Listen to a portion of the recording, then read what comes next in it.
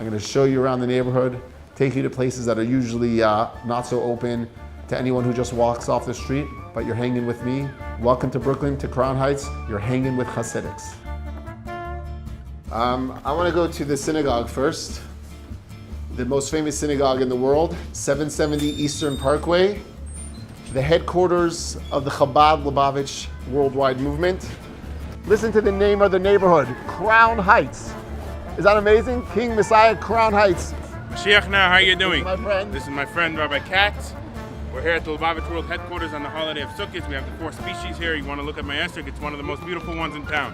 Why? Because it's most used. You see it's brown over here, that means it's used. The more people that make a blessing on it, the more special it is. So here we got this lulav. It's called a lulav. I'm not sure how it's called in English. Palm branch. Palm branch. It grows on top of the palm trees. Then we have these hadassim. And in between over here we got the harava. What is willow? The willow branch. You hear that noise? It's a circumcision.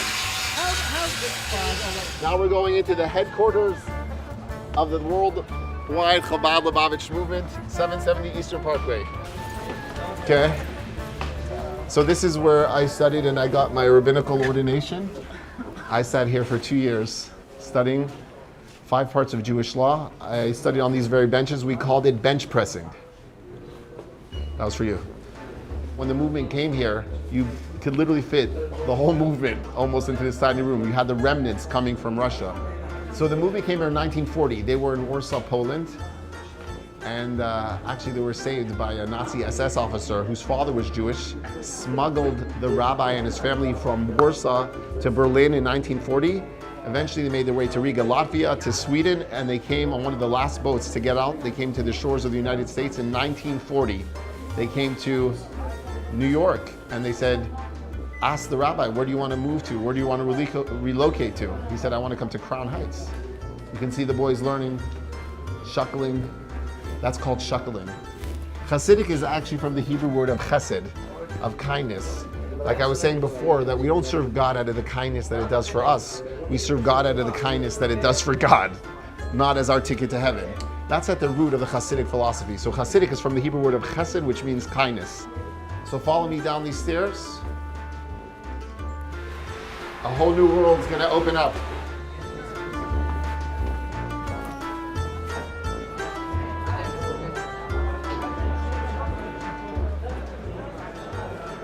And here we go. Right now we're in the main sanctuary of 770. This is where I take people when they come on the tours. And as you can see, it's yeshiva students, rabbis, learning, praying as far as the eye could see. This is a massive synagogue. As I said, by all accounts, I think this is the most famous synagogue in the world today. Simply known by its address, 770 Eastern Parkway. Look at this. Jewish life is alive. Jewish pride, Jewish identity. If you came to Crown Heights decades ago, people would have thought this was impossible. Amazing. Follow me. This is my friend Zelig. How are you, Eli? A young rabbinical student. We expect big things from you, Zelig. This again is the bima where the Torah scroll is read. This is a dear friend of mine, Rabbi Katzman. He wants to know why only in Crown Heights is the only place that will offer a Torah like Rabbi Epstein did, like allows outsiders, Jews and non-Jews alike, to come inside the heart of their neighborhood. Why do the people from Crown Heights do all kinds of wacky things? I mean, you find us in India and in China and in Siberia and in the North Pole. And I don't know, lately they haven't been flying shuttles to the moon, so nobody knows if we're there or not. A Hasidic Jew from Crown Heights has one mission, and that is to bring Mashiach, which means to bring salvation and bring God's light to the world. You gotta go out, you gotta reach out, you have something good, you gotta share it with everybody. Look at those kids on the pole. It's not gym time here. We're approaching the Ark, what we call the Aron Kodesh, where they keep the Torah scrolls that they pray from on Sabbath and a little bit on Mondays and Thursdays. We have someone shaking the palm branch here. And the citron fruit, the one that we learned about outside from our friend. It's customary when you come by the Ark, you'd like kiss it to acknowledge it, the holiness, the sanctity. God is alive and well in Crown Heights. And from here, it expands throughout the world. Even places like Pittsburgh, right?